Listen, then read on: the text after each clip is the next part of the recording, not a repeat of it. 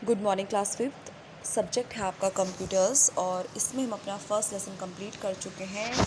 Computer system next lesson हम करेंगे how computer work, किस तरीके से आपका कंप्यूटर क्या करता है, वर्क करता है। और प्रीवियस जो हमारा चैप्टर था कंप्यूटर सिस्टम में, उसमें हमने देखा था कि जो आपका कंप्यूटर सिस्टम है कैसे काम कर रहा है, जो आपके हार्डवेयर कंपोनेंट्स हैं और सॉफ्टवेयर कंपोनेंट्स हैं, दोनों के मेल जोल से, कोऑर्डिनेट से करने से आपका जो कंप्यूटर है वो काम करता है। अब इतना तो आपको पता है, लेकिन कंप्यूटर काम कैसे करता है तो आपने प्रीवियस क्लास में भी पढ़ा है इसमें, ठीक है। तो इसको आगे हम देखेंगे। क्या है आपका नेक्स्ट है आपका चैप्टर, सेकंड चैप्टर है how computer work. Page number है आपका 14। किस तरीके से आपका कंप्यूटर काम करता है वो हम देखेंगे इसमें। Computer does different types of task for me, I wonder how it work. अभी बच्चा सोच रहा है कि देखिए कंप्यूटर को आप कोई काम कर देते हैं तो वो अलग अलग तरीके से सारे टास्क को, जो भी आप इसे काम करने के लिए कहते हैं, वो कर देता है। तो ये बच्चा कह रहा है कि ऐसे कैसे करता है वो, ठीक है। सरप्राइज़ है, वो आश्चर्य में है कि वो कैसे इतने सारे काम अलग अलग तरीके से कैसे कर सकता है। क्योंकि जो आपका कंप्यूटर होता है वो मल्टीटास्किंग होता है ना, बहुत सारे काम एक समय पे कर लेता है, ठीक है। अब देखिए कंप्यूटर वर्क्स वेरी सिस्टमेटिकली। आपका जो आपको पता है कि जो कंप्यूटर हमारा होता है वो एक स्टेप बाय स्टेप तरीके से काम करता है, ठीक है। To perform any task from us it requires data and instruction from us. किसी भी काम का अगर आप काम करना चाहता है, आप अगर आप कंप्यूटर को कोई काम करने के लिए कह रहे हैं तो उसके लिए आपको इंस्ट्रक्शन देनी पड़ेगी, डाटा देना पड़ेगा, तभी तो वो आपका काम करेगा। ऐसा तो नहीं होगा कि आपने कंप्यूटर खोल के रख दिया और आप चाह रहे हैं कि उसमें आप कोई म्यूज़िक सुनना चाह रहे हैं, कोई वीडियो, कोई गेम खेलना चाह रहे हैं और आप कोई उसको इंस्ट्रक्शन ही नहीं देंगे और ऑटोमेटिकली वो खुद ही करना शुरू कर देगा। ऐसा तो नहीं होता। आपको उसको डाटा इंस्ट्रक्शन देना पड़ेगा, तब भी वो क्या करेगा, आपके लिए काम करेगा, ठीक है ना।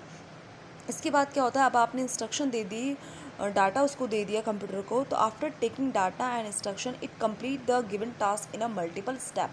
अब आपने जब कंप्यूटर को कोई भी काम करने के लिए अगर आपने डाटा दे चुके हैं उसे, तो उस काम करने के लिए, उस पर काम करने के लिए वो क्या करेगा, मल्टीपल स्टेप में, यानी कि स्टेप बाय स्टेप वो क्या करेगा, उस पर काम करेगा।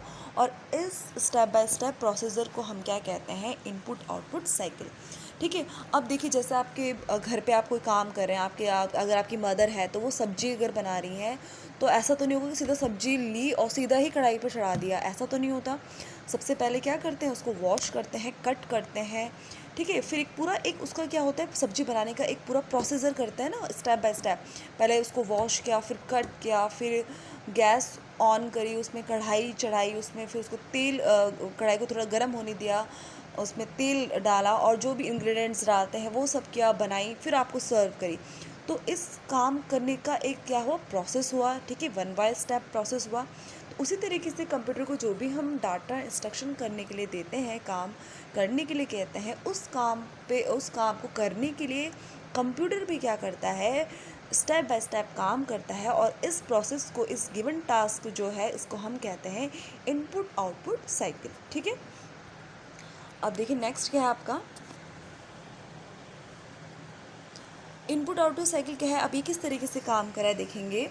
पहला स्टेप क्या है इसमें, computer takes data and instruction from us through input devices. अब देखिए आपको इतना पता है, आपने प्रीवियस क्लास में पढ़ा है कि जो भी हम डाटा और इंस्ट्रक्शन, जो भी निर्देश देते हैं वो हम इनपुट डिवाइसेस के थ्रू देते हैं, कीबोर्ड, माउस, ठीक है, स्कैनर, ये सारे आपके इनपुट डिवाइसेस हैं। अब जब आपने इंस्ट्रक्शन दे दी कंप्यूटर को, ठीक है, इनपुट डिवाइसेस के थ्रू, तो इसके बाद क्या होता है, ये सारी जो इंस्ट्रक्शन है ये कहाँ जाती हैं, कहाँ स्टोर होती हैं, रैम में, रैम मेमोरी में, जिसकी फुल फॉर्म क्या है, रैंडम एक्सेस मेमोरी। तो ये जो आपके फुल फॉर्म है इन्हें भी याद करते रहेंगे साथ साथ, ठीक है।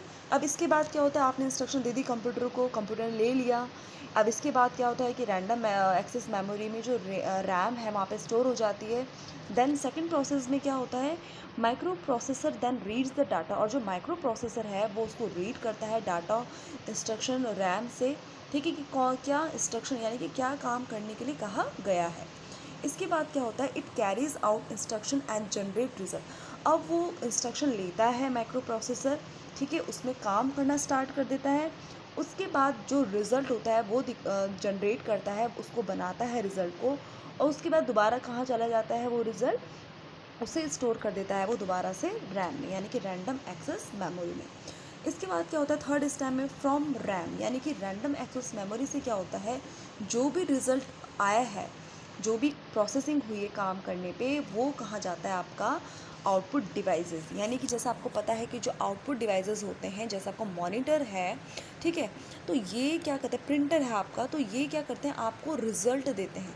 जो भी आपने काम करने के लिए कहा है, तो आउटपुट डिवाइसेस यानी कि जो आउटपुट उपकरण है उसमें ही आपको क्या होता है, रिजल्ट आपको शो होता है। ठीक है, अब इसके बाद ये तो रिजल्ट शो हो गया, फिर क्या होगा आपका, all those result that require in future and stored on some suitable storage devices of the computer. अब देखिए आपको रिजल्ट मिल गया आउटपुट डिवाइसेस में। अगर आप इसको सेव करना चाहते हैं तो आप इसको किसी स्टोरेज डिवाइस में, कंप्यूटर में क्या कर देंगे, इसको स्टोर कर देंगे, ताकि इसको सेव कर देंगे। सेव करना चाहते हैं तो सेव कर दीजिए, ठीक है, ताकि आप इसको फ्यूचर में इसको आप क्या कर सकें, जो भी आपने काम किया उसका रिज़ल्ट जो आपने देख लिया है, आप चाह रहे हैं कि बाद में भी आप उसको देखें, कि आपके आगे काम आ जाए, तो आप उसको किसी स्टोरेज डिवाइस में क्या कर सकते हैं, स्टोर कर सकते हैं। ठीक है, तो इस प्रोसेस को, these step of computer functioning are called input output devices, जिसे हम शॉर्ट में कहते हैं IO साइकिल।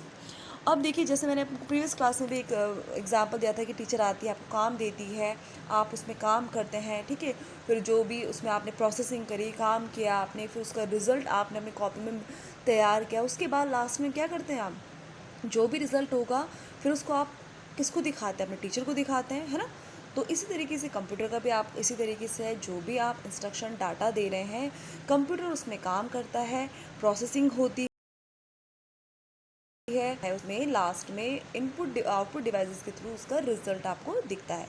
तो ये जो पूरा एक प्रोसेस है, यानी कि स्टेप बाय स्टेप कोई भी काम कर रहे हैं, उसे ही हम कहते हैं इनपुट आउटपुट साइकिल। ठीक है, तो इसको आप देखेंगे, यहाँ तक आपने पढ़ना है, और ये डायग्राम भी आपको मिला है ताकि आपको इजीली समझ में आ जाए, तो कोशिश करेंगे आप इसको समझने की।